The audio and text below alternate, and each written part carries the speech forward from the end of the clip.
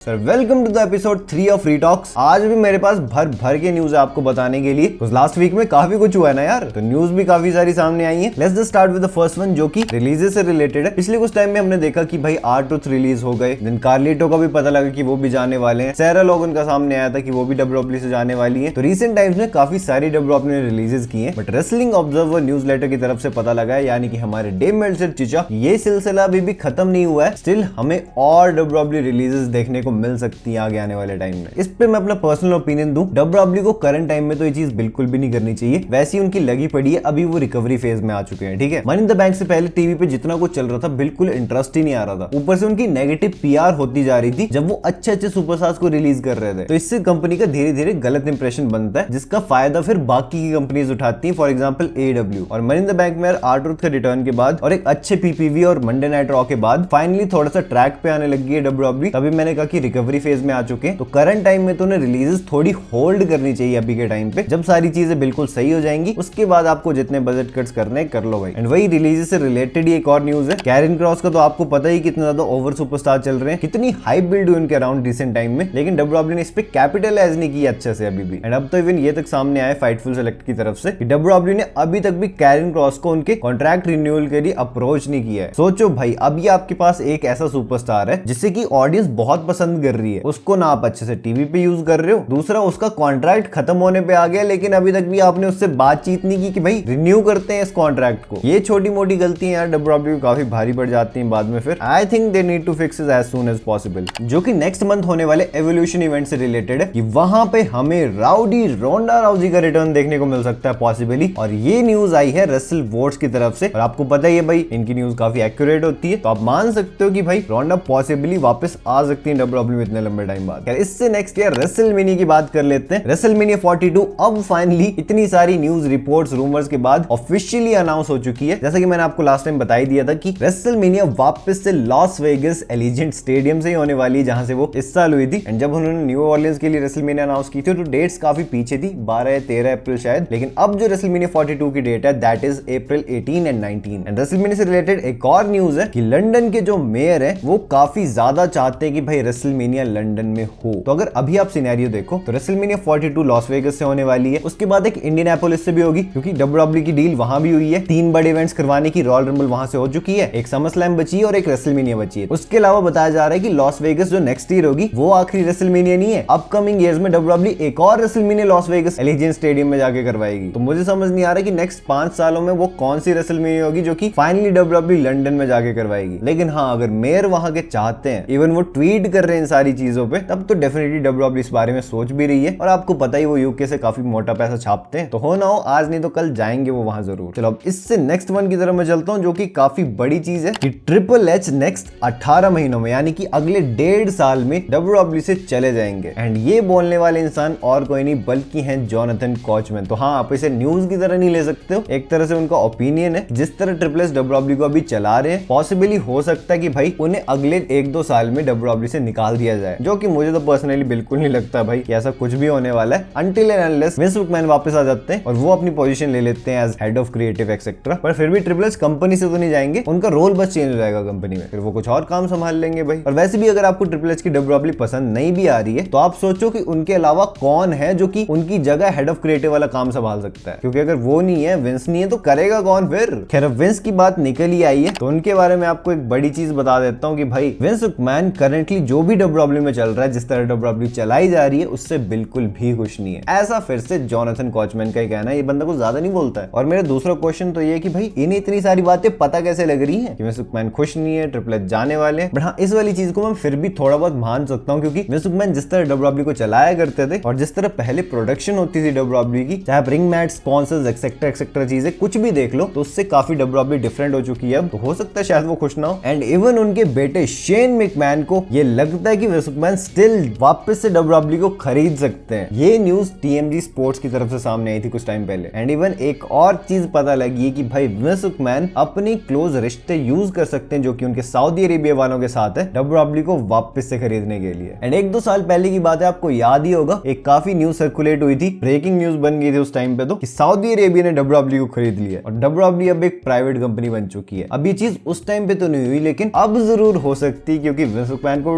WW वापस चाहिए और सऊदी भी हमेशा इंटरेस्टेड रहती है डब्ल्यूडब्ल्यू में। तो अगर दोनों ये मिल जाते हैं तो चीजें पलट भी सकती हैं। Let's see what we get, क्या चीजें हमें देखने को मिलती है आने वाले टाइम में। बस आप इतना सा बताना मुझे कमेंट सेक्शन में, क्या आप विंस मैकमैन को वापस से कंट्रोल में देखना चाहते हो या आपको टीकेओ वाले सही लग रहे हैं। चलो फिलहाल मैं आपको नेक्स्ट चीज बताता हूँ कि यार टीकेओ रोमन रेंस का कॉन्ट्रैक्ट नेगोशिएट करना चाहती है वापस से, क्योंकि रोमन रेंस को $15 मिलियन मिल रहे हैं साल के, जो कि बहुत ज्यादा है उनके अकॉर्डिंग, जो कि मतलब है भी, क्योंकि 100 करोड़ से ऊपर बहुत ज्यादा होते हैं। अगर हम ये चीज देखें कि रोमन रेंस कितनी अपीयरेंसेस करते हैं डब्ल्यूडब्ल्यू में, हाँ अगर सेथ रॉलिंस की तरह रेगुलर होते फिर तो मैं बोलता चलो ठीक ही है। एंड शायद टीकेओ को भी ये बात अब खटकने लगी है, इसलिए वो रोमन के कॉन्ट्रैक्ट से शायद थोड़ी कॉस्ट कटिंग करना चाहते हैं। Now next news Brock Lesnar से रिलेटेड है। वैसे ज्यादा भी खुश होने की बात नहीं है। लिल वेन आपको पता ही होगा, उन्होंने अपनी न्यू एल्बम निकाली है जिसमें कि कहीं उन्होंने ये वर्ड्स यूज किए हैं जो कि आप अपनी स्क्रीन पे अभी देख ही सकते हो। तो हाँ एक शाउट आउट काइंड ऑफ दिया है उन्होंने ब्रॉक लेसनर को, लेकिन काफी सेंसिटिव सिनेरियो पे, तो फिर तो क्या ही बोलना भाई। ना यार इससे नेक्स्ट न्यूज द मिस से रिलेटेड है। लास्ट वीक मैंने आपको बताया था काफी सारे ऐसे रूमर सामने आने लग गए थे कि मिस ने अनफॉलो कर दिया डब्ल्यूडब्ल्यू को, शायद वो भी डब्ल्यूडब्ल्यू से जा रहे हैं। बट मैंने आपको ये भी बताया था कि मिस स्टिल डब्ल्यूडब्ल्यू के साथ ही है। और अब ये चीज द मिस ने खुद भी कंफर्म कर दी अपने इंस्टाग्राम के थ्रू कि उन्होंने ना अनफॉलो किया डब्ल्यूडब्ल्यू को, डब्ल्यूडब्ल्यू और वो बहुत ही अच्छे टर्म्स पे, इवन उनके तो काफी सारे शोज वगैरह भी साथ में आने वाले हैं। तो जो भी सारे रूमर स्प्रेड हो रहे हैं वो सारे ही गलत है। Now coming to the next one जो कि जेड कारगिल से रिलेटेड है कि उन्हें बहुत ही बड़ा पुश मिलने वाला है अब फर्दर अपकमिंग मंथ्स में, क्योंकि डब्ल्यूडब्ल्यू का नाइट ऑफ चैंपियंस इवेंट आ रहा है, वहां पे तो वो कंपीट कर ही रही है। और मैंने आपको बताया मोस्ट प्रोबेबली वो पहुंच सकती है फाइनल्स तक। एंड इसके बाद एवोल्यूशन आएगा, फिर समरस्लैम। मुझे तो पर्सनली लग रहा है वो जल्दी डब्ल्यूडब्ल्यू वुमेन्स चैंपियनशिप के लिए जाने वाली है। नाउ इससे नेक्स्ट न्यूज एलए नाइट से रिलेटेड है। मनी इन द बैंक तो अनफॉर्चुनेटली वो एलए में नहीं जीत पाए, लेकिन फर्दर अब नाइट ऑफ चैंपियंस के लिए वो सेथ रॉलिंस के साथ फ्यूड में इन्वॉल्व हो सकते हैं, ऐसा रिपोर्ट्स का कहना है। पर इतनी भी ज्यादा एक्यूरेट सोर्स की तरफ से नहीं है, तो ऑन एंड ऑफ चीज आप समझ ही जाओ। एंड आज की फाइनल न्यूज यार ट्रिपल एच और जॉन सीना के मैच से रिलेटेड है। हाँ मुझे पता है काफी शौक लगा होगा सुन के, क्योंकि ट्रिपल एच तो रिटायर हो चुके, इवन वो कंपीट ही नहीं कर सकते, क्योंकि उनका तो सच में काफी सीरियस हार्ट इशू है। तो वो कैसे सीना के लास्ट ओपोनेंट बन जाएंगे भाई। पर ये कहना है विंस रूसो का, पता नहीं कौन सा गांजा फूक लेते हैं कभी कभी। कई बार तो काफी सही चीजें बोलते हैं, लेकिन कई बार कुछ ऐसी अजब गजब चीज बोल देते हैं, लगता है भाई ये बंदा ठीक स्टेट ऑफ माइंड में तो है। तो हाँ उनके अकॉर्डिंग हमें सीना वर्सेस ट्रिपल एच देखने को मिल सकता है सीना के फेयरवेल टूर के एंड में। आपको इस चीज की होने की पॉसिबिलिटी कितनी लगती है, 1% या फिर आधा %, मुझे कमेंट सेक्शन में डेफिनेटली बताना। फिलहाल इस वीक के लिए ये न्यूज थी। नेक्स्ट वीक थर्सडे को मैं आपको फिर से मिलूंगा अगेन काफी सारी इंटरेस्टिंग न्यूज के साथ। फिलहाल अगर आप नए आ गए थे इस चैनल पे, तो यहाँ आपको डेली लॉन्ग शॉर्ट्स हर तरह का कंटेंट देखने को मिलता है। और जल्दी से जल्दी हम अपने 200 के सब्सक्राइबर्स भी हिट करने, तो बस क्लिक ही तो करना सब्सक्राइब बटन पे, कर दो। एंड बाकी अगर आपने मेरी लास्ट वीडियो देखी है जिसमें कि मैंने upcoming WW event night of champions का मैच कार्ड बताया था, अगर आपको जानना है कौन कौन से मैचेस वहां में देखने को मिल सकते हैं, तो यार ये रही वीडियो आपके सामने, से जल्दी क्लिक करो और देख लो। एंड अब मैं आपसे मिलता हूं अपनी नेक्स्ट वीडियो में एक बहुत ही इंटरेस्टिंग टॉपिक के साथ। So until that time this is जय